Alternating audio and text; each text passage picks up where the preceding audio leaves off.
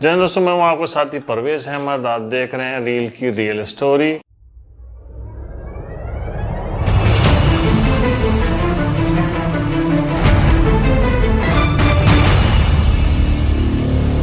आज हम बात करेंगे फिल्म इंडस्ट्री के ऐसे जाने माने एक्टर्स की जिनके पास आज दौलत, शोहरत, रुतबा सब कुछ है, लेकिन बहुत अच्छे परिवारों से होने के बावजूद इन लोगों ने संघर्ष के दिनों में बहुत बुरे दिन देखे थे। आज भी जब ये लोग उन दिनों को याद करते हैं तो इनकी आंखों में आंसू आ जाते हैं। और यही नहीं, इन लोगों का वो जज्बा गरीबों की मदद करने का आज भी कायम है। तो शुरू करते हैं संघर्ष से सफलता की कहानी लिखने वाले इन एक्टर्स की। सबसे पहले हम बात करेंगे अरशद वारसी। ये आपको हंसा हंसा के लोटपोट कर देने वाले इंडस्ट्री के सर्किट यानी कि अरशद वारसी। मुन्ना भाई, MBBS, हलचल, जॉली LLB जैसी न जाने कितनी सुपर डुपर हिट फिल्में देने वाले अरशद वारसी संघर्ष के दिनों में बसों में पेन और नेल पॉलिश बेचा करते थे। बहुत ही संघर्ष किया, लेकिन कहते हैं ना कि अगर आपके अंदर अनुशासन, लगन, परिश्रम हो और आप ठान लें कि आपको अपनी मंजिल पे पहुंचना है तो एक दिन आपको कामयाबी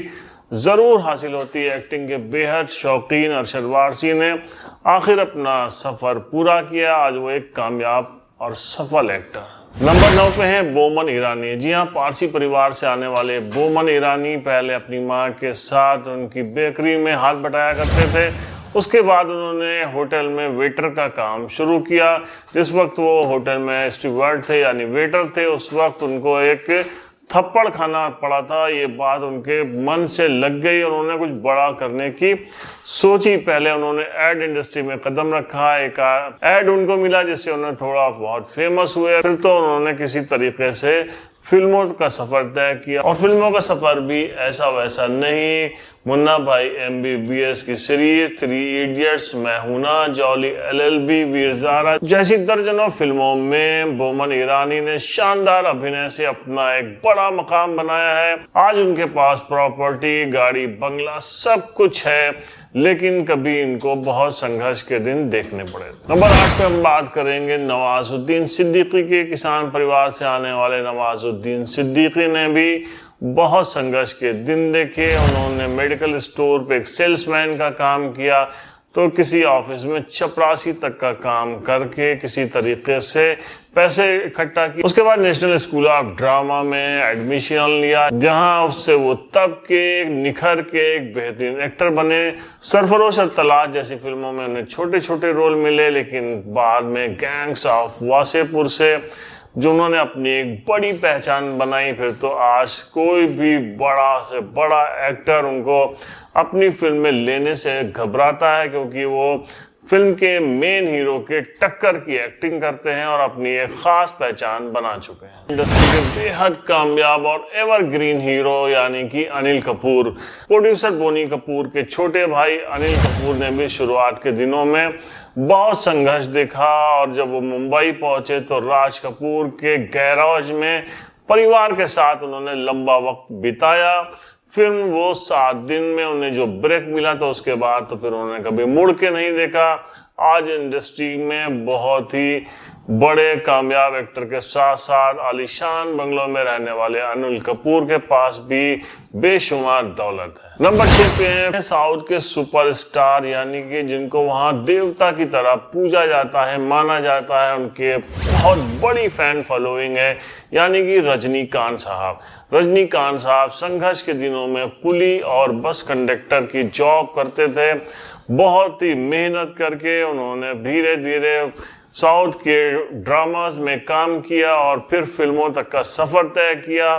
फिल्मों में रजनीकांत के एक्टिंग से दर्शक इतना ज्यादा प्रभावित हुए कि फिर वो साउथ के सबसे बड़े एक्टर, सुपरस्टार बन गए। रजनीकांत के आज करोड़ों फैंस हैं, उनकी एक एक फिल्म करोड़ों कमाती है। रजनीकांत आज बहुत बड़े पैसे वाले एक्टर के रूप में जाने जाते हैं, लेकिन इसके बावजूद अपने संघर्ष के दिनों को कभी नहीं भूलते। इसीलिए वो गरीबों की बहुत मदद करते हैं और रजनीकांत गरीबों के मसीहा के तौर पे भी जाने पहचाने जाते हैं। नंबर 5 पे फिल्म इंडस्ट्री के बेहतरीन कॉमेडियन और अपने अलग स्टाइल से कॉमेडी पैदा करने वाले, गुदगुदाने वाले एक्टर संजय मिश्रा बीएचयू के स्कॉलर हैं। उन्होंने जो है नेशनल ऑफ ड्रामा से भी पढ़ाई की है, लेकिन संजय मिश्रा ने भी बहुत संघर्ष के दिन देखे और वो एक ढाबे पे ऑमलेट बनाने का काम किया करते थे। लेकिन कहते हैं ना कि मन के अंदर सच्ची लगन हो और कुछ पाने की सच्ची चाहत हो तो कुदरत भी आपको वहां पहुंचाने के लिए लग जाती है। यही हुआ संजय मिश्रा के साथ और संजय मिश्रा आज एक बहुत ही कामयाब एक्टर है। नंबर 4 पे हम बात करेंगे इंडस्ट्री के एक और बहुत ही बड़े कामयाब व्यक्ति की। हालांकि वो अब हमारे बीच में नहीं है, लेकिन उनकी टी सीरीज कंपनी के प्रोडक्शन तले हम रोज कोई ना कोई फिल्म देखते रहते हैं। बहुत बड़ी कंपनी है टी सीरीज, जिसके संस्थापक थे गुलशन कुमार साहब की एक और खास बात है कि उनके द्वारा शुरू किया गया भंडारा विगत कई दशकों से मां वैष्णो देवी के यहाँ जारी है। गुलशन कुमार साहब पहले सड़कों के किनारे फलों का जूस बेचने का काम किया करते थे। उसके बाद उन्होंने कैसे डबिंग का काम शुरू किया, फिर उन्होंने टी सीरीज इंडस्ट्री खोली और उसके बाद कहां से कहां तक पहुंचे। नंबर 3 पे हम बात करेंगे इंडस्ट्री के सबसे महंगे कॉमेडियन की, यानी कि जानी वाकर साहब की। जानी वाकर साहब इतने कामयाब कॉमेडियन थे कि उनका फिल्म में हीरो के बराबर रोल लिखा जाता।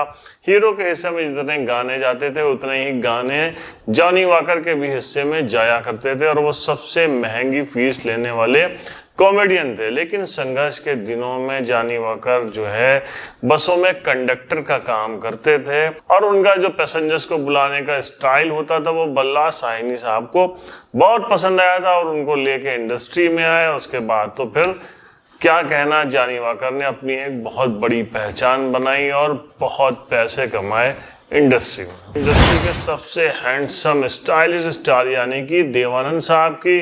देवानंद साहब जब मुंबई पहुंचे तो उनको शुरुआती टाइम में बहुत संघर्ष करना पड़ा था। वो 1-2 साल अपने जान पहचान के लोगों के यहाँ रहे और जब उनको वो भारी लगने लगा तो वो अटैची लेके सड़क पर निकल पड़े, जहाँ पे ना उनके पास खाने के लिए कुछ था ना पहनने के लिए ज़्यादा कपड़े थे। उन्होंने एक स्टैम्प कलेक्शन का जो उनके पास एल्बम था जो बचपन से उन्होंने इकट्ठा किया था, उसको बेच के जो पैसे उनको मिले थे उससे किसी तरीके से वो अपना गुजारा कर रहे थे और एक एक वक्त में वो भूखे रहते थे। उसके बाद उनको एक साथी मिला था जिसने उनको फिर कुछ दिन के लिए अपने घर में आश्रय दिया। ट्रेन में गुजरते समय उनकी एक पहचान वाले से मुलाकात हुई जिन्होंने उनको अशोक कुमार से मिलवाया और 85 रुपए की नौकरी से उन्होंने इंडस्ट्री में अपनी करियर की शुरुआत की थी। बाद में देवानंद साहब बहुत कामयाब हुए थे, उनका खुद का प्रोडक्शन हाउस था। नंबर 1 पे हम बात करेंगे फिल्मों के महानायक बिग बी यानी कि अमिताभ बच्चन की। अमिताभ बच्चन को शुरुआत में 2 बार रिजेक्ट कर दिया गया था आकाशवाणी से। उसके बाद वो कोलकाता चले गए थे जहां वो एक कंपनी में क्लर्क के तौर पर नौकरी करते थे। तब उनका नाम हुआ करता था अमिताभ श्रीवास्तव। जब उन्होंने वहां से सोचा कि किसी तरीके से वो जाएंगे मुंबई और वहां पर फिल्मों में काम करेंगे, तब उन्होंने अपने पिता हरिवंश राय बच्चन का सरनेम लेकर अमिताभ बच्चन नाम लगाया और उसके बाद वो इंडस्ट्री में पहुंचे और 7-8 साल तक संघर्ष करते रहे। उनके पास भी रहने का ठिकाना नहीं था। तब उनको महमूद ने अपने घर में एक कमरा दिया था जिसमें 6 साल तक अमिताभ बच्चन रहते थे और शुरुआत की फ्लॉप फिल्मों के चलते उनके पास कुछ खाने पीने का भी इंतजाम ठीक से नहीं होता था। जंजीर के बाद से अमिताभ की किस्मत पलटी। तो ये थे वो कामयाब सितारे जिन्होंने बहुत ज़्यादा पैसे कमाए इंडस्ट्री में, लेकिन संघर्ष के भी दिन देखे और संघर्ष के ऐसे वैसे नहीं बल्कि भूखे पेट गैराज में सड़कों पर रहने वाले ये सितारे बाद में बहुत कामयाब बने। तो ये थी उनकी संघर्ष से सफलता की कहानी। हम मिलते हैं नेक्स्ट एपिसोड में एक नई कहानी के साथ। अपना ख्याल रखिएगा। जय हिंद।